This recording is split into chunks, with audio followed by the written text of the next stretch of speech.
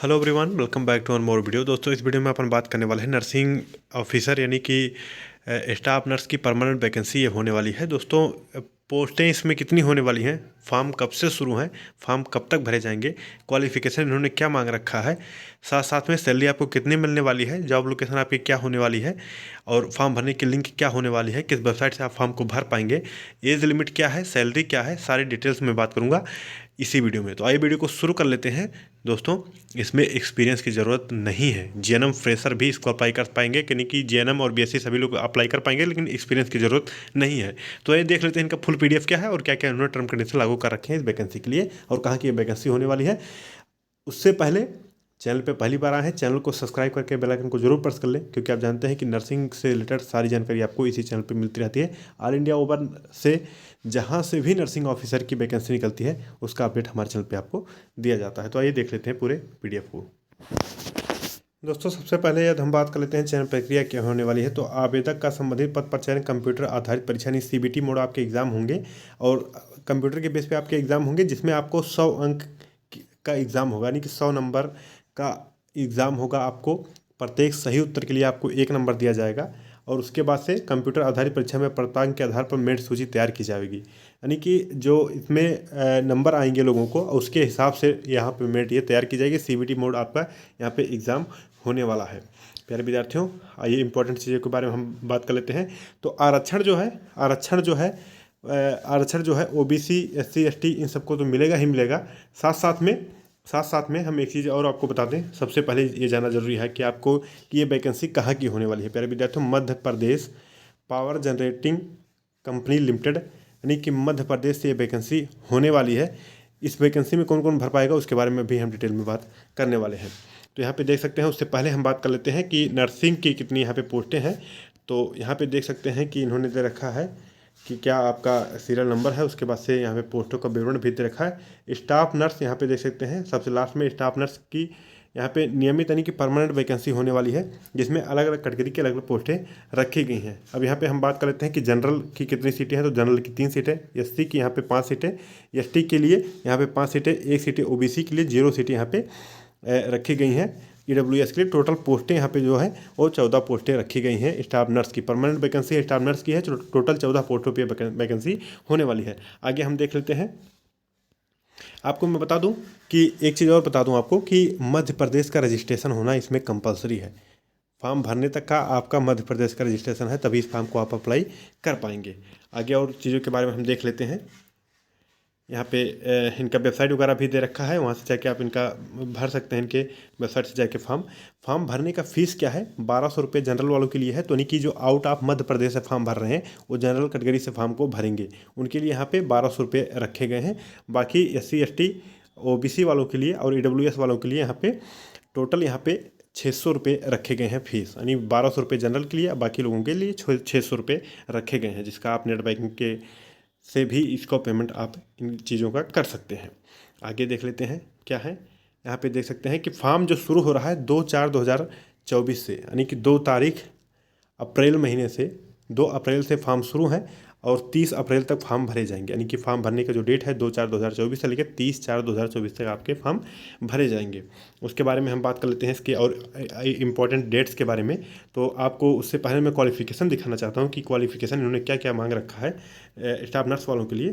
तो यहाँ पे देख सकते हैं कि इनका स्टाफ नर्स का जो पोजीशन है उसका क्वालिफिकेशन की बात करते हैं। तो यहाँ पे देख सकते हैं स्टाफ नर्स के लिए आपको बता दूं कि हाई स्कूल इंटर ब्राह्मणी होना चाहिए, साथ साथ में आपकी नर्सिंग की पढ़ाई होनी चाहिए, उसी हिसाब से आपका यहाँ पे देखा जाएगा। और उसके बाद से उपयुक्त के साथ Madhya Pradesh nursing registration council में जीवित पंजीयन होना आवश्यक है। यहाँ पे देख सकते हैं कहीं भी यहाँ पे एक्सपीरियंस वगैरह की बात नहीं हुई है। तो इसको भरने के लिए आप बीएससी पोस्ट बीएससी जीएनएम सभी लोग भर पाएंगे बिना किसी एक्सपीरियंस के, लेकिन उसके लिए आपको ज़रूरी क्या है कि आपके पास मध्य प्रदेश का यहाँ पे रजिस्ट्रेशन होना मस्ट है। यहाँ पे जिसका कि यहाँ पे इन्होंने सारी चीज़ें मेंशन कर रखी हैं। एज लिमिट के बारे में बात करें तो पुरुष के लिए 40 साल, महिला के लिए 45 साल और पुरुष आवेदक मध्य प्रदेश शासकीय निगम मंडल स्वशासी संस्थान कर्मियों नागरिक सैनिक के लिए यहाँ पे 45 साल रखी गई है। तो मैक्सिमम एज लिमिट यहाँ पे जो है 45 साल रखी गई है और बाकी जनरल के लिए 40 साल यहाँ पे यहाँ पे इनकी रखी गई है, जो इनका एज लिमिट है या फिर कहें आयु सीमा जो यहाँ पे होने वाली है। अब हम बात कर लेते हैं सैलरी यहाँ पे कितनी मिलने वाली है। तो लेवल 5 की आपकी सैलरी मिलने वाली है दोस्तों। सैलरी इसमें कम है, काफ़ी कम है सैलरी। लेवल 7 का पेमेंट जो है आपको नर्सिंग ऑफिसर या स्टाफ नर्स परमानेंट वैकेंसी में मिलता है, लेकिन यहाँ पे परमानेंट वैकेंसी तो है, लेकिन यहाँ पे लेवल 5 का पेमेंट मिलने वाला है, मतलब 22,100 रुपये से लेकर 70,000 रुपये तक यहाँ पे है। और ये बात करते हैं कि जैसे लेवल 7 का रहता है तो 44,900 रुपये से स्टार्टिंग आपकी होती है। तो यहाँ पे सैलरी काफ़ी कम यहाँ पे देखने को मिल सकता है। ये यहाँ पे एक चीज़ कह सकते हैं कि बुरी चीज़ है आप सबके लिए।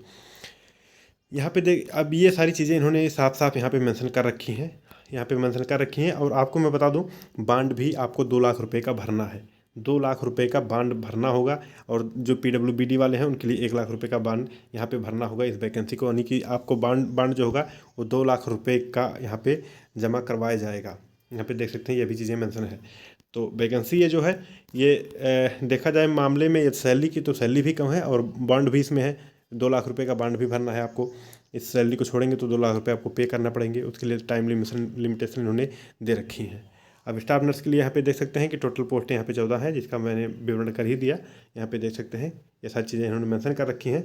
स्टाफ नर्स के लिए टोटल यहाँ पे 9 पोस्टें जनरल के लिए रखी गई हैं, और सॉरी पोस्ट कोड जो है वो 9 है स्टाफ नर्स के लिए। टोटल यहाँ पे जनरल की सीटें रखी गई हैं 3, SC के लिए 5, ST के लिए 5, OBC के लिए 1 और EWS के लिए 0। टोटल यहाँ पे वैकेंसी 14 यहाँ पे रखी गई है, जिस चीज़ को यहाँ पे आप देख सकते हैं मेंशन भी उन्होंने दे रखा है। उसके बाद से यहाँ पे छूट दे रखा है, एज लिमिट के अकॉर्डिंग इन्होंने छूट दे रखा है, जिसका विवरण आप इस चीज़ों में देख सकते हैं।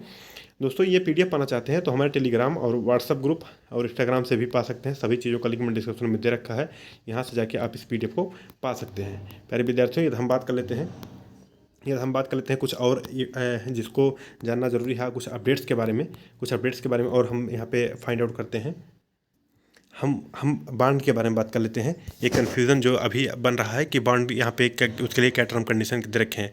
सेवा अनुबंध की अवधि पूर्ण करने के पूर्व अभ्यर्थी द्वारा कंपनी की सेवा से त्यागपत्र देना अथवा पृथक होने की स्थिति में अनारक्षित श्रेणी में अभ्यर्थी द्वारा निर्धारित राशि 2 लाख रुपये तथा अनुसूचित जनजाति, अन्य पिछड़े वर्ग, आर्थिक रूप से कमजोर वर्ग एवं दिव्यांग श्रेणी के अभ्यर्थी द्वारा निर्धारित राशि 1 लाख रुपये दिए होगा। यानी कि जो कैंडिडेट जनरल से हैं उनको 2 लाख रुपये का बांड भरना पड़ेगा, और बाकी जो जनरल के अलावा जो कैंडिडेट हैं वहाँ पे उनको 1 लाख रुपये का बांड दिया होगा। जब ये बॉन्ड कहने का सेंस ये है कि जब ये नौकरी छोड़ेंगे, आप त्यागपत्र देंगे, तो आपको ये बॉन्ड भरना पड़ेगा।